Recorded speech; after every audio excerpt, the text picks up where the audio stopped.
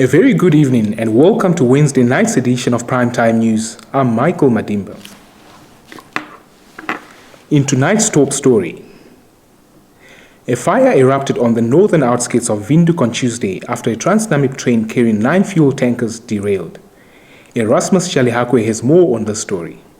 City of Windhoek Corporate Communications and Marketing Officer Lydia Amutenya said, although information relating to the cause of the derailment is still sketchy, a report from the emergency service team that was at the scene indicates that 9 tanks carrying fuel products were involved, of which 7 were carrying jet fuel and 2 were carrying diesel for Transnamib.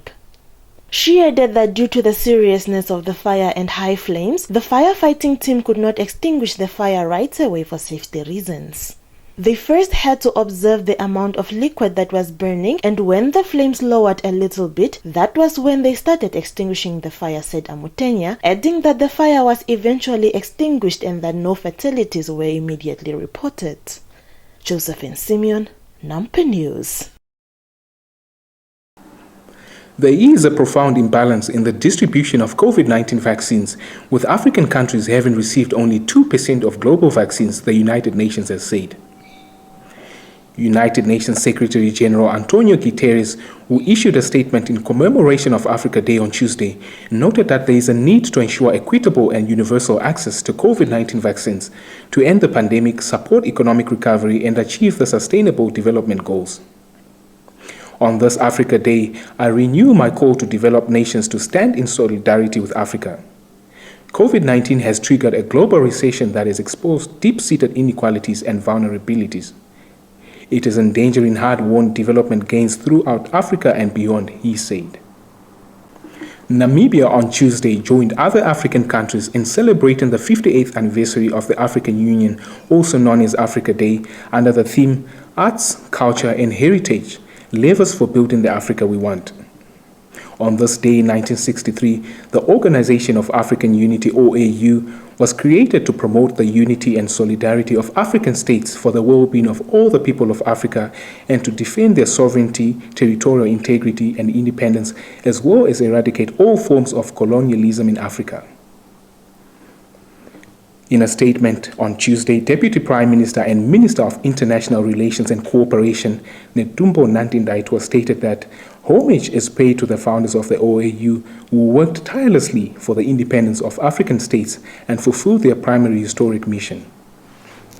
Building on the solid foundations laid by the founders and in the pursuit of economic independence, on July 11, 2002, African leaders transformed the OAU into the African Union in order to move forward towards integration and increase levels of cooperation among African states, as well as to boost Africa's economic growth and development, added Nandi-Ndaitwah.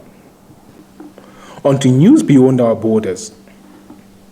South Africa's former president Jacob Zuma pleaded not guilty today in a much-postponed corruption case dating back more than 2 decades.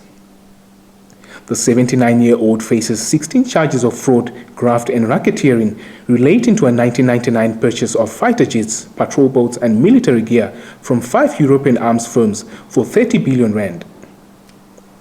Zuma, who at the time was President Thabo Mbeki's deputy, is accused of accepting bribes totaling 4 million rand from one of the firms, French defense giant Thales. Zuma was impassive as he faced the court in the eastern city of Pietermaritzburg, where numerous supporters and relatives were gathered. Your top roundup is up next.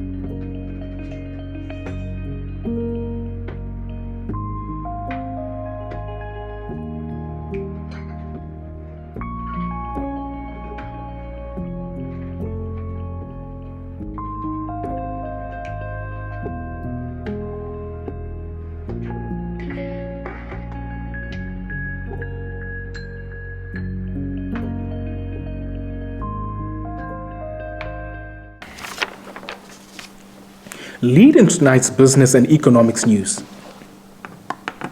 The European Union (EU) took on vaccine producer AstraZeneca in a Brussels court today and accused the pharmaceutical of delivering shots to other nations when it had promised them for delivery among the 27 member states. The bloc accused the Anglo-Swedish company of pushing EU deliveries back so it could service Britain, among others. AstraZeneca's contract signed with the European Commission, the EU's executive arm, on behalf of member states, foresaw an initial 300 million doses for distribution among all 27 countries, with an option for a further 100 million. The doses were expected to be delivered throughout 2021, but only 30 million were sent during the first quarter. Deliveries have increased slightly since then, but according to the European Commission, the company is said to provide only 70 million doses in the second quarter. It had promised 180 million. EU lawyer Rafael Haferali told the court that the company now expects to deliver the total number of doses by the end of December, but he added that with a 6-month delay, it's obviously a failure. Copper prices gained today as a planned labor strike at the world's biggest copper mine in Chile threatened already low global supplies of the metal. Benchmark copper on the London Metal Exchange were up 0.5% at $9,964 a ton by 10:38 GMT. A union representing workers at BHP's Escondida and Spence copper mines rejected the company's contract offer and called on members to walk off the job from Thursday. If this strike at the Spence and Escondida mines happens, then it will be an issue for the market, said Roskill copper analyst Jonathan Barnes. It's time for the economics roundup.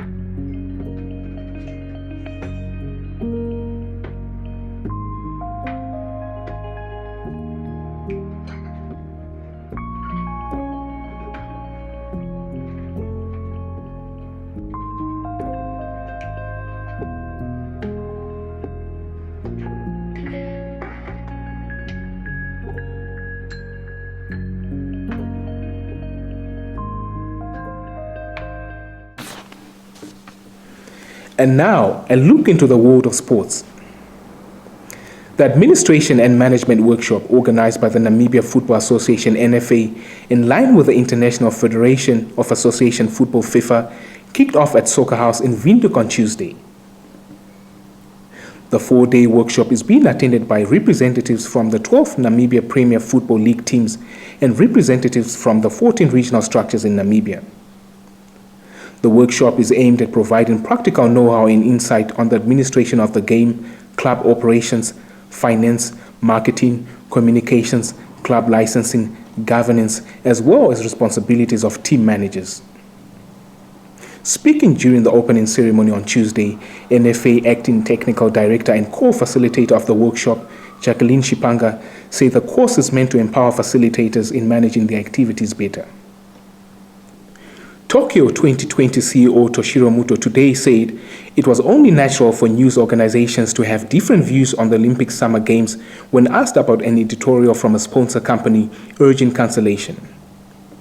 He added that no board member had discussed the cancellation or delay of the Games as a possibility during a Tokyo 2020 board meeting held earlier in the day.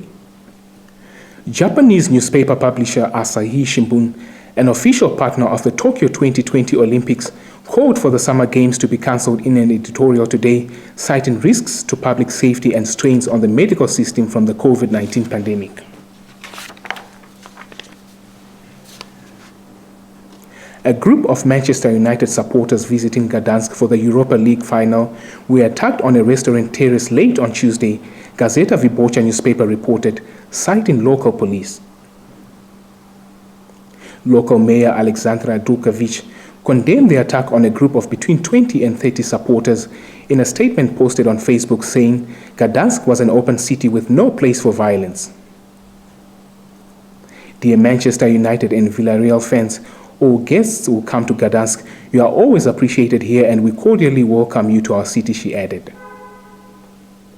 Witnesses say the attackers were heard shouting the name of local football club Lechia. Police say they were analyzing video footage and expected to make arrests.